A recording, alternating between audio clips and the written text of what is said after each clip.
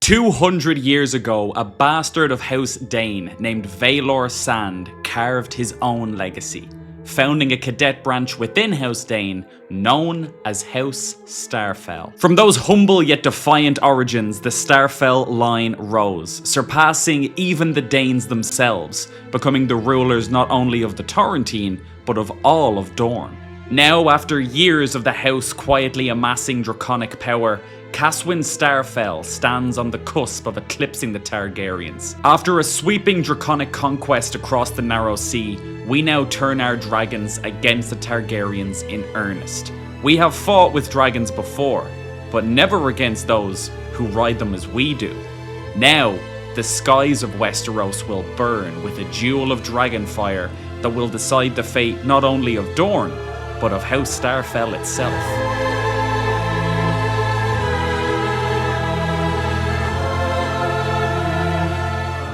Hello everybody and welcome back once again to our Game of Thrones story. We are Lord Caswyn Starfell, 49 years of age, a very decent character, heavily focused in on martial here, not great in intrigue. The good news is that we are creeping up in terms of our overall military strength. I'm going to talk about dragons in just a second, but let's assume for a moment that all of our dragons and all of the Targaryen dragons cancel each other out. Like, hypothetically. Obviously, in reality, we have the actual combat effectiveness of the dragons to take into account, as well as the riders and whatnot, but my issue at the moment is that if I was to declare independence right now, even if all of our dragons were to cancel out with the Targaryens, they still have 50,000 men on us, which is non-ideal. Even in terms of if they start splitting their army out to siege us down, that could become quite difficult to deal with. So we still want to increase our overall troop count. We still have the ability to increase our total number of men at arms. The big thing that we're trying to balance out, though, is our economy, because right now we would still be in the negative if we were to raise all of this men. The good news, though, is that we have lots of places to improve our economy, especially over here in Valyria and all of the other holdings that we have built here.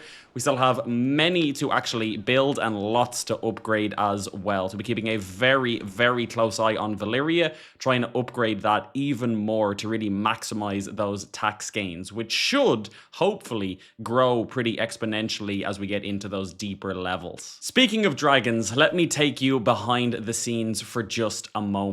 These are the Game of Thrones rules for this actual game, and this is the reason, as many of you pointed out, why those dragons were, in quotes, dying or flying back to Valyria in the previous episode. Dragons will start being pruned above 27 living dragons. So as far as I can tell, there can be more than 27 at any one time, but if there is more than 27 when a rider dies, then that dragon will fly back to Valyria. So that's the reason why our dragons were sort of dying off in the previous episode. At least we understand that now. That's enough behind the scenes.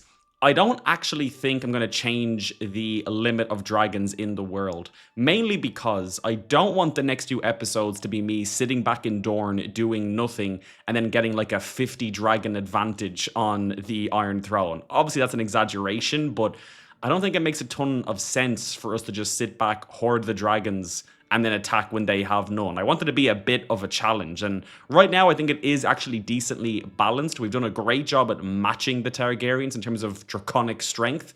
It's just our actual men on the ground we need to match them with now. It is important to note that King Daemion the Worthy Targaryen here is in poor health. He's drained by mosquitoes, aggravated wound, drunkard, lunatic, wounded, obese, so he may actually die soon. When he does, it'll be Princess Rhaenyra Targaryen of Dragonstone here who will take over. Another lunatic, things you absolutely love to see, but when she takes over, that could be a destabilization point in the realm and could be a fantastic point for us to then launch our independence war. The other big point to make in terms of dragons is that we don't have one. Currently, inside of our house, we have 5 owned dragons and only 2 tamed dragons. Unfortunately, because we were so high above the limit in the previous episode and so many of our family were riding dragons, once those family members died off, the dragons also left us. Thankfully, we still have 7 total, but we're going to have to wait a while until we actually get each of those dragons actually bonded with somebody. But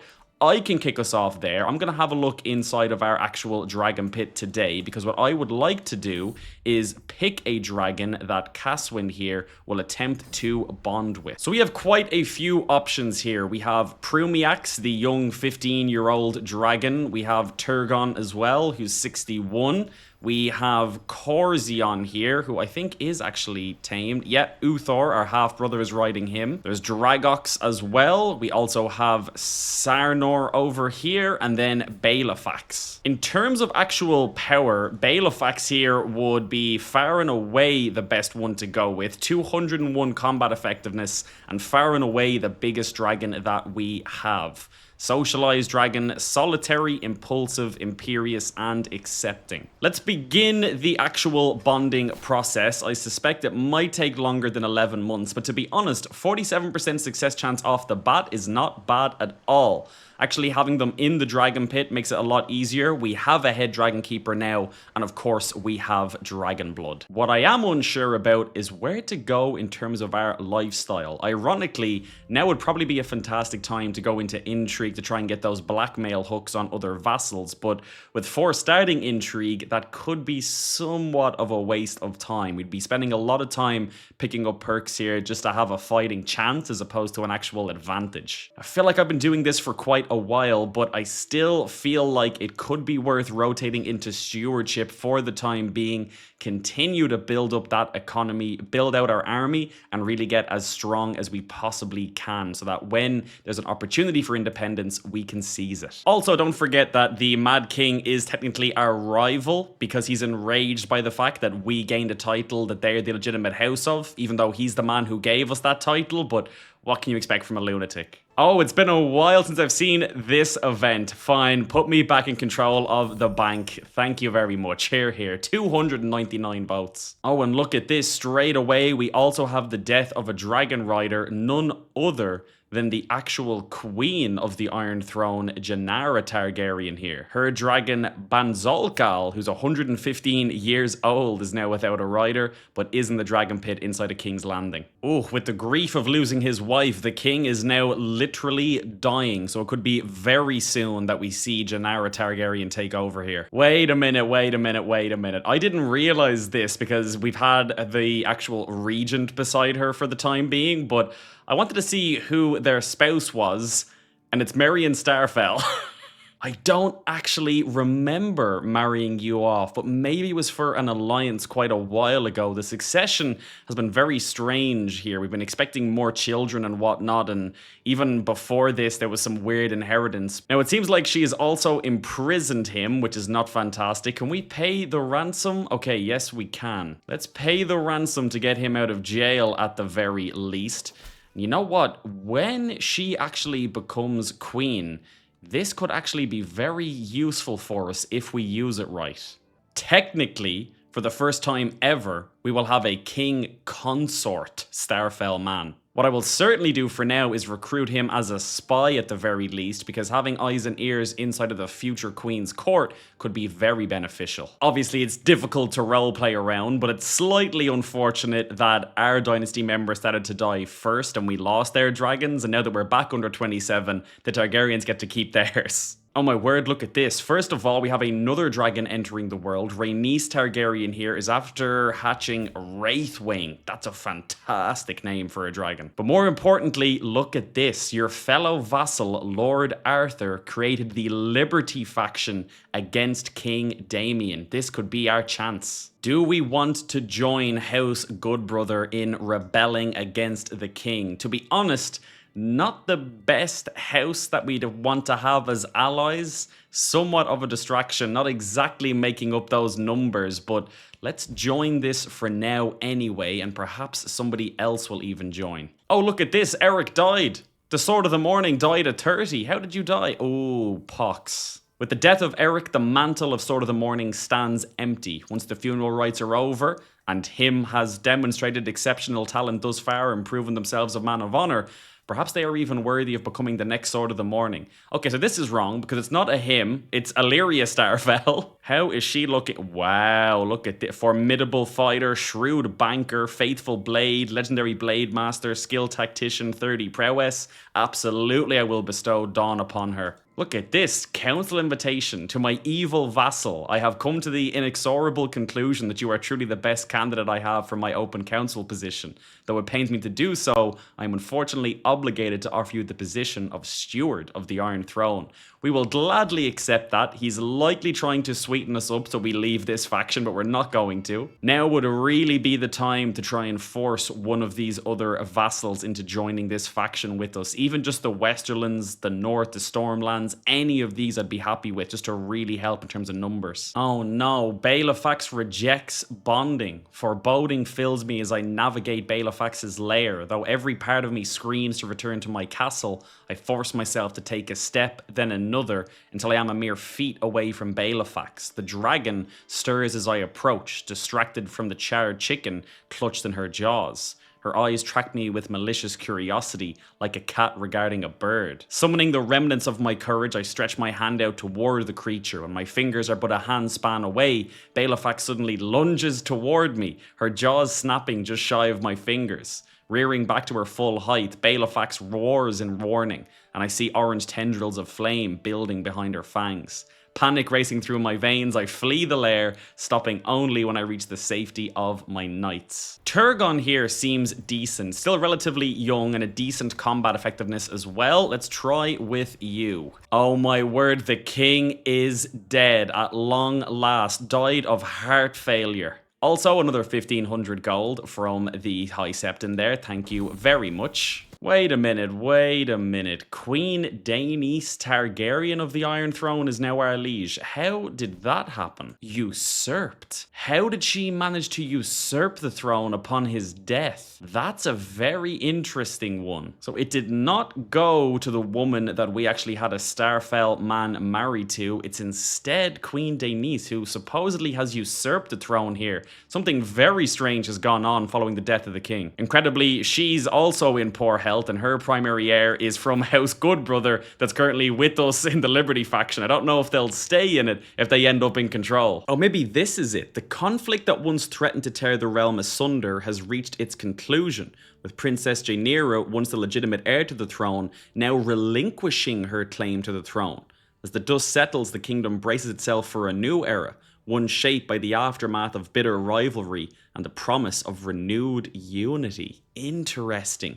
So she chose not to take the throne. Then again, maybe Daenice here just had some dirt on her and was able to tell her to back off. The new queen is asking us to be Marshal of the Iron Throne. We'll certainly accept that as well. Daisy takes to the skies. My daughter, Daisy Starfell of Dorne, has laid claim to the grey beast Prumiax. Okay, incredible. Death of a dragon rider. Silent Sister Hannah. Were you in the Silent Sisterhood as a dragon rider? Oh my word, you were. That's incredible. Who was your dragon? Timerian. Interesting. Not in the pit either. Let's pin you as another one to possibly capture. Meanwhile, we weren't able to do it, but our son and player heir was actually able to claim Balefax. At just 14 years of age, he has claimed a 193-year-old dragon, despite being craven. Another big issue that I've only just realized as well is the Loyalist faction. In the event of war, instigated by any hostile faction,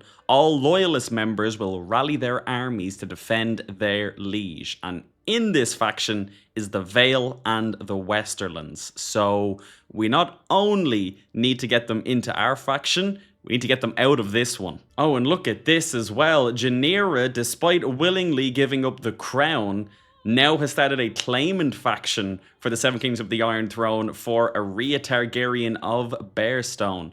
Honestly, this is great to see though. Even if our faction isn't the one that initially fires, if a big enough faction causes a big enough problem, we could maybe start our independence war at the same time and try and just overwhelm the Targaryens. Hey, and we've managed to forge a bond as well with Turgon, who is now our dragon. Amazing. Let's ride Turgon for the very first time. Oh, and look at this. We can now practice our aerial maneuvers, which I imagine is actually what we need to increase our dragon training and not just bond. Yes, it is. Alright, that makes sense though. Given how much we're focused in martial, we would likely spend more time practicing actual use cases in war, as opposed to just sort of pleasure rides on the dragon to get our stress down. Ooh, what I've also just realized is that it is not the head of House Goodbrother that wants independence. It is a member of Goodbrother, but just the ruler of the Stepstones. Only 7,000 men with him. That's not really gonna make up the difference. Helen Starfell, our 12-year-old sister, attempted to tame a dragon there.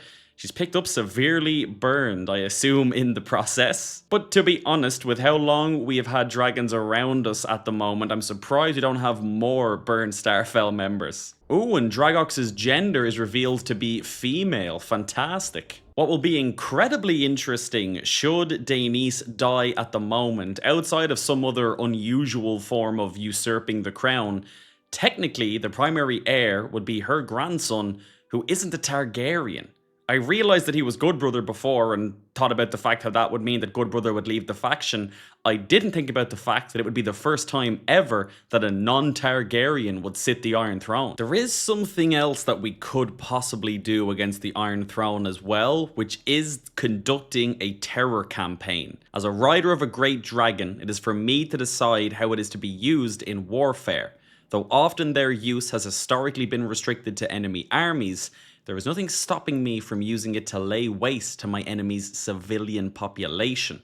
You'll begin a draconic terror campaign, damaging all provinces around you when you are at war. Such wanton destruction will cause extreme anger in your enemies and more scrupulous allies both. Now, to be honest, I think we'll instead look for a very clean independence war to make sure we actually get what we want out of it. But when we form our own empire and then go to war against the Iron Throne, that is where a terror campaign could make a lot of sense. Provided we're the right character, though. I feel like we'd have to be a little bit crazy ourselves to want to go ahead and do that, or we'll end up like the last season of Game of Thrones. Oh no, Uther, our half-brother, is dead, and that now means that Corzion is without a rider, and not in the dragon pit. Was killed in a storm at sea. That is a first for our dynasty, I believe. 24, he's only 24. Meanwhile though, our son and heir comes of age, 16 years old, riding Bailifax, has a grudge against the ruler of the High Lordship of Tor for some reason. Oh, he viciously insulted Lady Fiona during a funeral. Okay.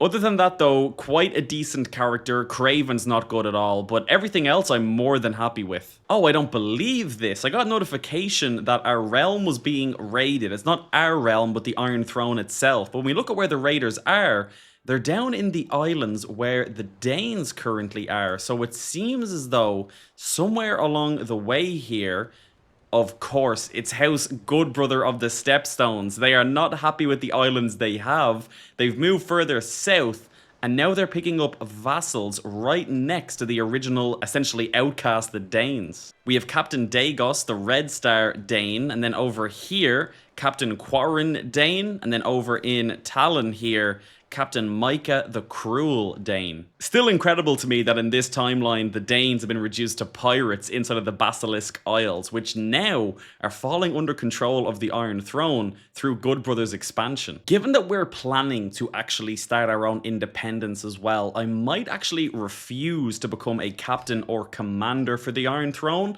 because I don't want to die in their wars or even really help them with my dragons. To be fair, they can probably get to our dragons in other ways or with our family members or whatnot, but at least not me directly. Evidently, the pirates have realized about the succession to the Iron Throne, because they are once again starting a conquest in the Stepstones, and they're also being raided by pirates in 2 other places as well. Oh my word, King Stavrin has risen up against Queen Daenerys of the Iron Throne in a war against the tyranny of Queen Daenerys. We could join in here, but realistically, he only has 7,000 men and 1 wild dragon. No one's even riding that.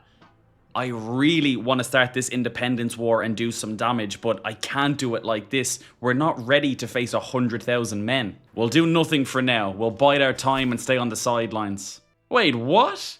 Dorne is mine by right. I won't give it up without a fight. Well then, war it is. Part of me feels like our best bet here is just to try and do a desperate siege of the actual capital itself. Wait a minute. This isn't the same war. She's defending a war of tyranny called by Stavrin the Ruthless of the Stepstones, but while dealing with that, she's decided to declare war on me as well.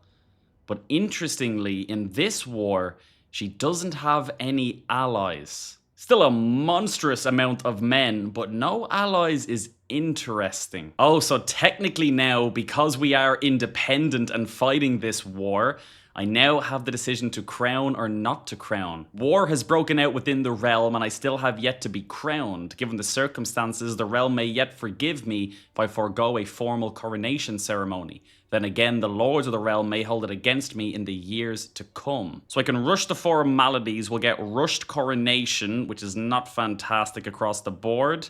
But we will lose uncrowned ruler. I think we have to rush it in this case, no time to waste. Oh, and look at this! Lord David of the Westerlands will come to our aid. He will join us in the Independence War. This could actually work. Let's call in absolutely everybody here. I don't think your 1,000 troops are really going to help much, but you never know. Given that the Iron Throne is currently fighting in a separate war, and the fact that this is an independence faction, she should theoretically have to come to us, and I think it might be better to try and fight them on our own turf. Now, this is where holding the Crown lands may work against us, as that's a lot of easy area for her to actually siege down. I could try and flip the script there and raise my men in the Crown lands and then try and siege down the capital or something, but my issue with that is if their 100k army shows up and demolishes me, then that's GG. Having said that though, with the Westerland army now mobilizing, if they can get to me in time, we may be able to pull this off. I'm gonna do it. I'm gonna raise all of my men in the Crownlands here, and hopefully the Lannisters get here before the Targaryens. What is interesting though is you can see, for example, this 27,000 strong army from the actual Reach here. They are technically just a separate army to this war, so they shouldn't actually hunt us down. They will be hostile towards us, but they shouldn't try and preemptively attack us. Oh, we do have a somewhat smaller Targaryen force actually disembarking over here. Let's see if we can get our men over to deal with this. Oh, and this is being commanded by the ruler as well. Let's get in here. Let me make sure I'm leading this for the dragon. I'm gonna have my son lead the other army, both of us on dragon back. Come on, get in there, get in there. Yes, yes, this is what we like to see. Very nice. No, no. Oh, it's a sky ambush. I am burning the forces of Queen Daenice to ashes at the Battle of Rhaenys' Hill rages below me when a second gout of flame bursts through the sky. I feel Turgon dive from under me, hot wind rushing past my face, only narrowly avoiding the torrent of flame which soars above my head. Looking up, I see the dragon Rhaenal fly over me with surprising speed, his rider, Queen Daenice, glaring down at me with murderous intent from over his saddle. She wants a fight. This is poetic. Our troops are fighting on the ground, while I battle the current Queen of the Iron Throne in the skies. We will accept the challenge. If she wants a fight, then she will have one. Turgon and I dive lower, the Battle of Rhaenys' Hill raging just meters beneath us before we bank around towards the sky, bathing another group of enemy troops in flame as we do so. Across the now smoking field, I see Daenice astride Rhaenal, roaring loudly as they charge directly towards us. A kick of my heel spurs Turgon's wings, and the dance is afoot. Okay, here we go. We can scratch the surface to test their mettle. Medium increase to our success chance. 81% chance nothing happens. 18% chance Rhaenal is lightly wounded. We could try and cook them alive. 75% chance of them being lightly wounded. Or every move calculated, every strike precise. A meticulous, well-practiced assault with no room for errors. Every move calculated, every strike precise. Oh my word, we've actually done it. Eschewing any sense of defense, Turgon drives straight into Rhaenal. Though Rhaenal tries to evade and then raise his wings in defense, each is torn through by our teeth and claws. Rhaenal roars in anguish as a ring is ripped off, but Turgon doesn't let go, continuing to rip and tear. With a whip of the neck, he gets a ferocious bite on Rhaenal's neck, and after a final cry from the creature, he rips his head straight off. Turgon, my boy. Turgon devours both Queen Daenys and Rhaenal. Oh, hold on a minute. Hold on. Don't do this to me. Do not do that. Because we killed her, our independence war is invalidated. Are you being for real right now? Succession to the Iron Throne. King Dunstan Goodbrother is now in command. What in the world happened there? Oh my word, this is not right, people. This is not right. That should have been our moment. Oh no, it's okay. It's okay, because we're still technically independent. We are still technically independent. Oh my god, my heart literally sunk out of my chest there. I was like, this is the perfect moment. I thought it was all for nothing. But no, we're officially independent. And should probably immediately get working on the defense, because no doubt King Dunstan here is going to want those crown lands back. Oh my word, we have so much to deal with. But Caswin, my boy, 52 years of age, your first ever dragon duel, and it's with the Queen of the Iron Throne. You have forever, well, maybe not forever, but you have won House Starfell's independence. This is absolutely tremendous. So we now hold the Empire title of the Principality of Dorne. We have tons of decisions available to us now. We can form the Kingdom of the Three Daughters. If we hold on to the Crown Lands, we can become the legitimate House of the Crown Lands. We could adopt a centralized administration if we wanted to. I don't know about that, to be honest, but honestly, that is absolutely incredible. We also have claimed the mantle of Freehold as well, which I think we would very much like to do. But honestly, there's too much to think about right now. I am so happy that we got a dragon duel in, that we won the dragon duel, and that we won our independence. That was absolutely poetic and exactly how I was hoping for it to go down. Honestly, my biggest fear was something weird or unusual happening. Somebody just dying randomly where it doesn't make any sense, or the war being invalidated and we don't even know why. Initially, when I saw invalidated, I panicked severely. But realistically, it was just because our independence war against her was invalidated. We were already fighting for our independence, so once she died, Dorne remained independent. I am going to leave this episode here, but I am super happy that on episode 20, a nice even number, we have now won our independence, and I feel like the next chapter of this story now begins. Thank you all so much for watching this video. If you enjoyed it, please don't forget to like and subscribe. A massive shout out to all of our channel members helping to support the channel and everything that I do here. And as always, a very special shout out to our Emperor's Hands tier in Faustbread and Kenny IDFK. Have a great day, and I will see you all in the next video.